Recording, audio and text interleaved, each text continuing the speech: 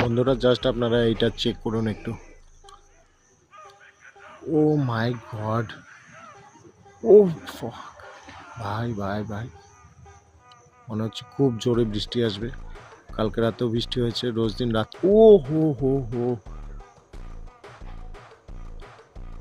উফ, মনে হচ্ছে দারুণ বৃষ্টি হবে, সঙ্গে ঝড়ও হতে পারে, এমনকি পাথরও হতে পারে, ঠিক নেই। সারাদিন ভালো যায়, খুব সুন্দর রোদ থাকে, বাট রাত হলে কি হয় জান। ও হো হো, ও হো হো হো হো, উফ,